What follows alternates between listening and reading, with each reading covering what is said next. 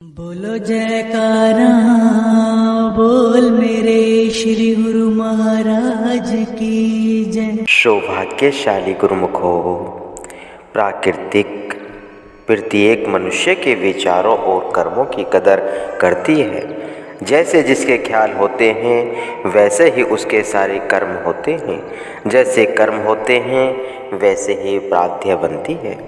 इसलिए प्रत्येक मनुष्य को ऊंचे व अच्छे विचार रखने चाहिए। जब तक मनुष्य के 5 तत्व अपने तत्वों में समा नहीं जाते तब तक प्राध्य इसका पीछा नहीं छोड़ती और माया की तरफ इस शरीर के साथ जुड़ी रहती है।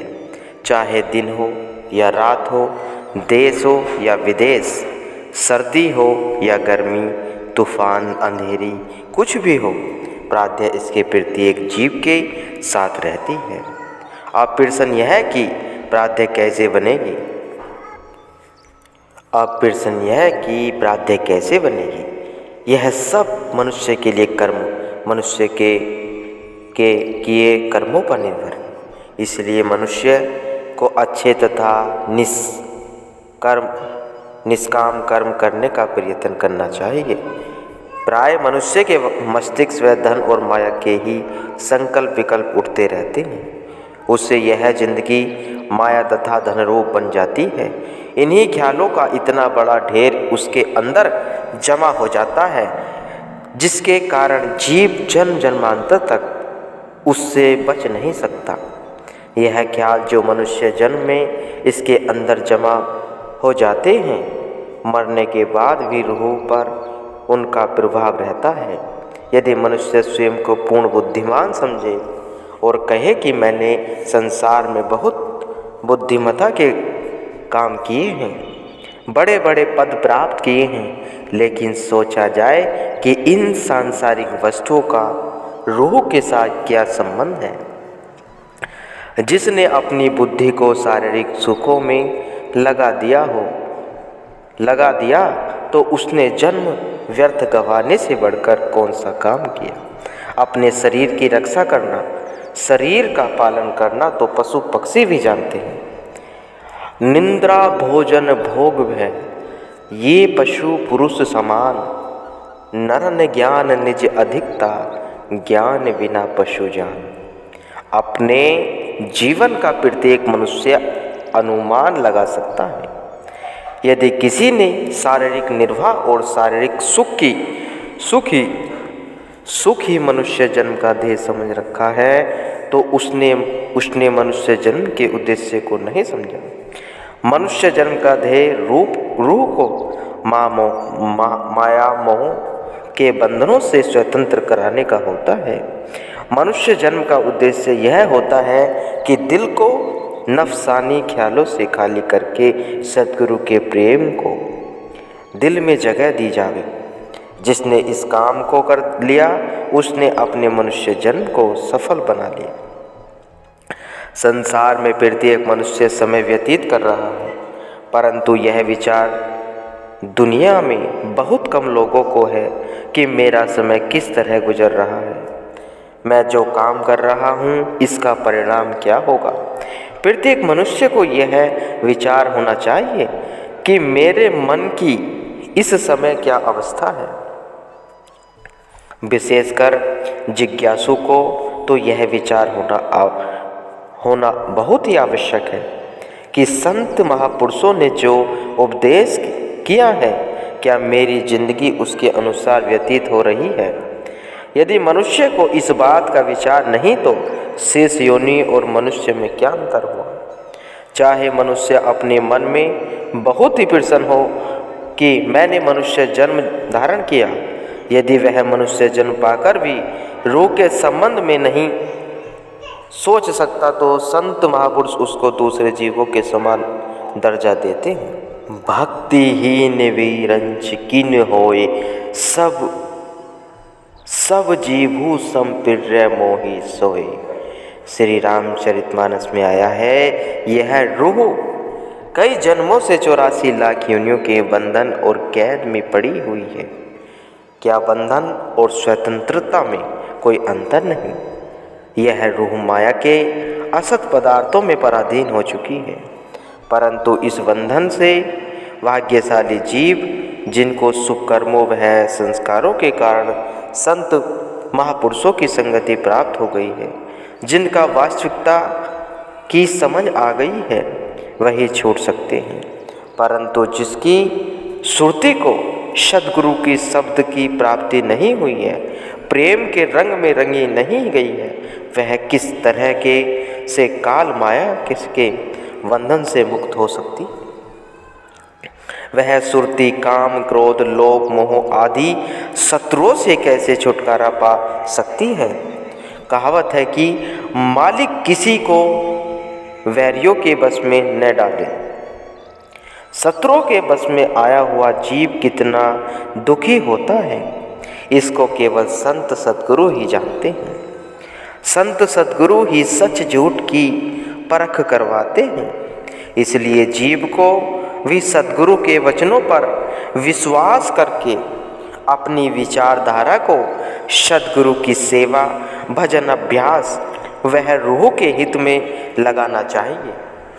संसार में आम लोगों को यह पता ही नहीं कि मनुष्य संसार में किस लिए आया है, मनुष्य जन्म क्यों मिला है, संसार में आने का उद्देश्य क्या है, हमें क्या करना चाहिए था और क्या कर रहे हैं।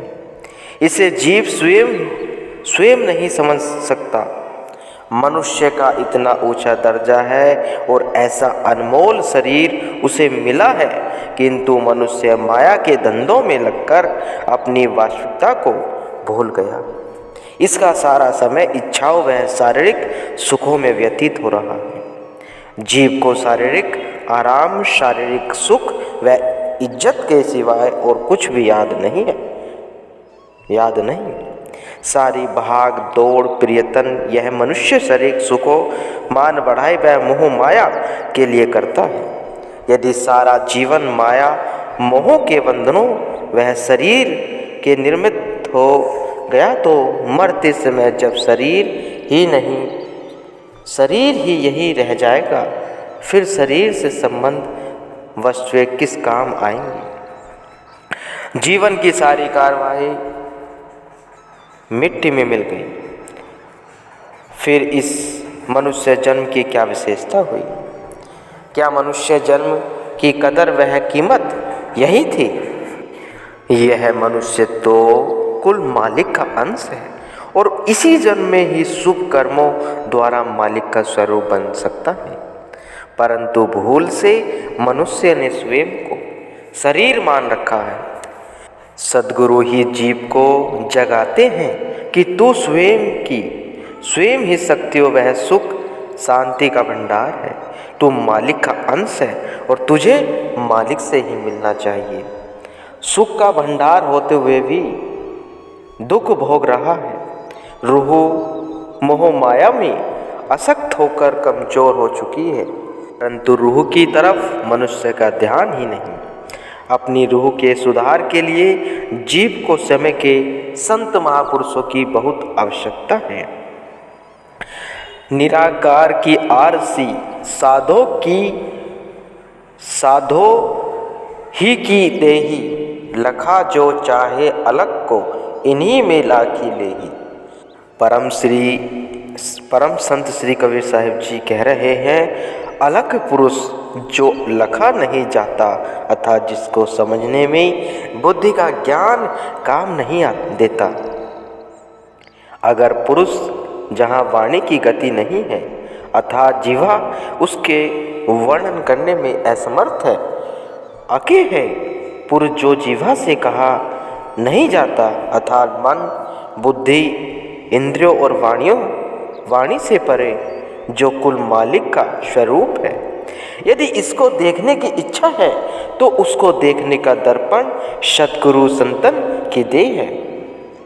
इस पवित्र दर्पण के अंदर तो उस अलग पुरुष को ठीक प्रकार से देख सकेगा, ऐसा संत कहते हैं। अर्थात यदि तुझे मालिक के पवित्र स्वरूप के दर्शन की इच्छा है तो गुरु के रूप का ध्यान कर।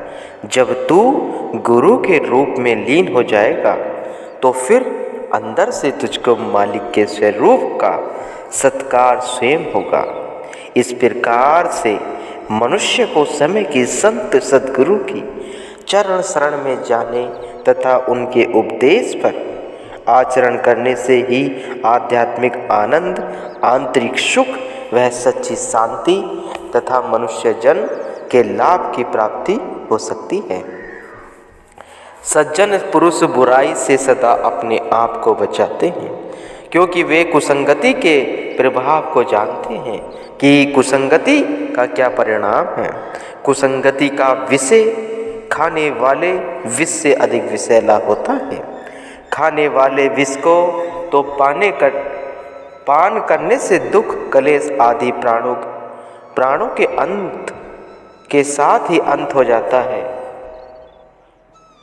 परंतु कुसंगति का विष तो इतना भयंकर है जो जीवन भर के लिए दुख, कलेश आदि में डालकर जीवन को भी नष्ट कर देता है और जीवन में तथा जीवन के बाद भी घोर नरकों में डाल देता है। अब प्रश्न यह है कि क्या परमात्मा ने ही ऐसे जीव बनाए हैं जिनकी संगति से बुद्धि मलिन हो जाती है, अथवा सज्जन पुरुष की बुद्धि में स्वयं ही विवेक होता है? इसका उत्तर यही है कि परमात्मा ने तो कर्म अनुसार सृष्टि में जीव उत्पन्न किए हैं।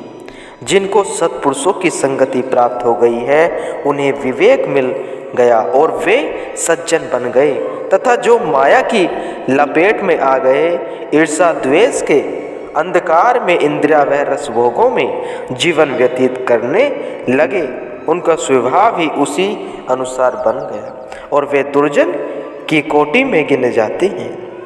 श्री रामचरितमानस में लिखा है कि उपजे ही एक संग जल माही, जलज जो की झिमी गुण विलगाही, सुधा सुरा सम साधु असाधु, जनक एक जल जलादि अगाधु। जैसे जोक और कमल का फूल एक ही जल में पैदा होते हैं, परंतु गुण दोनों में अलग अलग होते हैं।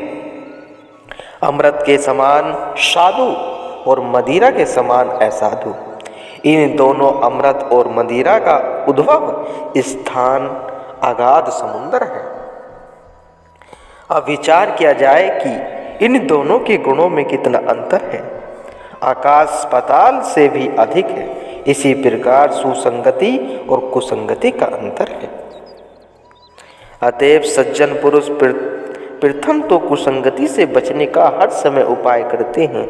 यदि कभी देववश उन्हें कुसंगति मिल भी जाए तो वे इस प्रकार रहते हैं जैसे श्री रामचरितमानस में लिखा है, विधिवश सुजन कुसंगति पर ही, फनी मनी सम निज गुनु अनुसरही। सांप में सदा विष परिव्याप्त है, परंतु मणि उस सांप में रहते हुए भी विष को ग्रहण नहीं करती, अपितु सर्प को प्रकाश देती है। इसी प्रकार सज्जन अपने आप को कुसंगति के प्रभाव से बचाते हैं और दूसरों को भी सुमार्ग पर लाते हैं। अतएव सत्पुरुषों की संगति प्राप्त कर सत्मार्ग ग्रहण करना ही कुसंगति से दूर रहकर अपने जन्म के लक्ष्य को प्राप्त करना है। मनुष्य के दिल का संबंध सद्गुरु के साथ होना चाहिए। यदि मनुष्य ने अपने दिल को किसी दूसरी तरफ लगा रखा है तो संत महापुरुषों की दृष्टि में यह बड़ी भारी भूल है। ग्रंथों में दिल को सद्गुरु का निवास स्थान माना गया। जो मनुष्य अपने दिल में विषय वासनाओं व अन्य ख्यालों को जगह देता है वह गलत काम कर रहा है। अन्य विचारों को दिल में स्थान देना अपने साथ शत्रुता करना है। यह दिल मस्कन गुरु का है, गुरु ही इसका मालिक है। ख्याले गैर हुआ दाखिल तो दर्शन हो नहीं सकता। यदि मनुष्य ने अपने दिल को मोह, ममता तथा धन के लोभ में या मान बढ़ाई की तरफ लगा दिया और इन्हीं के ख्याल दिल में भर लिए तो मनुष्य अंतर हृदय में मालिक के दर्शन नहीं कर सकता। इसलिए यदि मालिक के दर्शन की इच्छा है तो अपने दिल से संसार की वासनाओं को निकाल दे और दिल के सिंहासन पर मालिक के लिए आसन बना ले। दिल के सिंहासन पर इष्ट देव ही शोभा देते हैं। यदि कोई मनुष्य विषय विकारों में उलझकर अपने दिल में सांसारिक इच्छाओं को जगह देता है तो संत महापुरुषों इसे अच्छा नहीं समझते। इसलिए अपने दिल को द्वैत भाव तथा अहंता से मलिनता से साफ करके अपने हृदय के सिंहासन पर परम इष्ट देव को विराजमान करना चाहिए। अपने आप को चोर डाकुओं से बचाने के लिए लोग किसी ऊंची मीनार पर बंदूक लेकर चढ़ जाते हैं। वह जगह इतनी सुरक्षित होती है कि वहां पर चोर डाकू नहीं चढ़ सकते। यदि डाकू लोग ऊपर चढ़ने का प्रयत्न करें तो उन्हें अपनी जिंदगी का भय होता है। इसी तरह से काम, क्रोध, लोभ, मोह, अहंकार वह मन भी इस जीव को सुरती को पकड़ना चाहते हैं। इसलिए जीव को अपनी सुरती को ब्रह्मांड देश आँखों के ऊपर में ले जाना चाहिए। काम, क्रोध, मोह, लोभ, अहंकार मन वह माया का निवास पिंड देश में है जो आँखों से नीचे है। जिस जीव की सुरती पिंड देश में है अर्थात इंद्रियों के विलास में फंसी हुई है, यह मानसिक डाकू उसी पर अपना अधिकार जमाते हैं।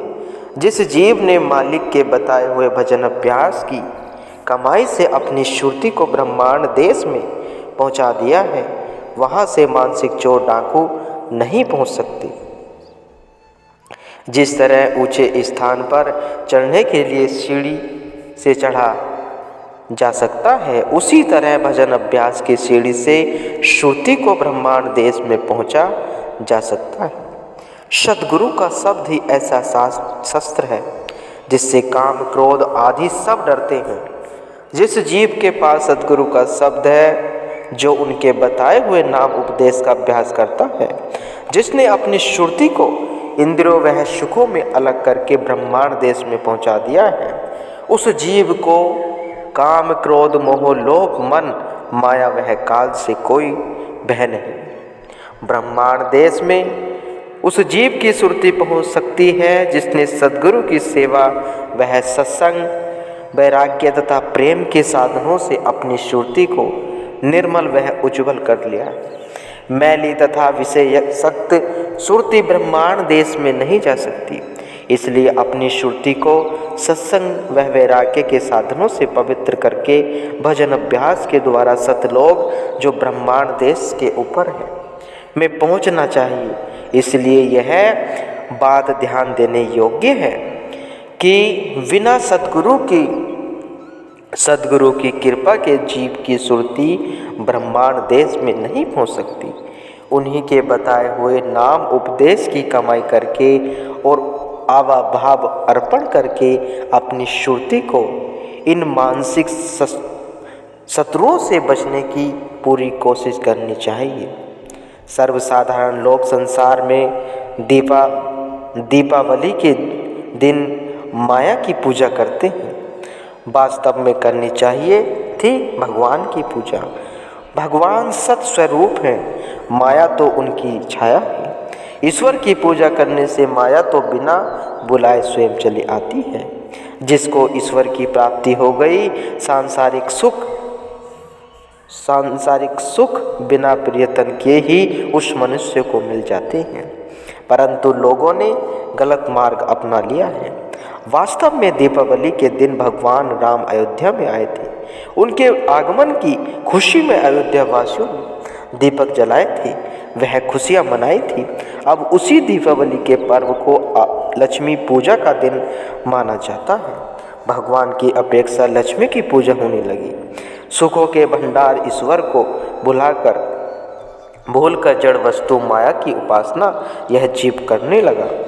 आम लोगों की इस भूल को संत महापुरुष दूर करते हैं कि हे जीव, मालिक को सत सतचित आनंद है, उसकी पूजा करो। जिस प्रकार भगवान राम के अयोध्या में पधारने पर दीपक जलाए गए थे, उसी तरह से अपने दिल में प्रेम के दीपक जलाकर ईश्वर को विराजमान करो। योग की अग्नि से प्रेम का दीपक जलाना सीखो।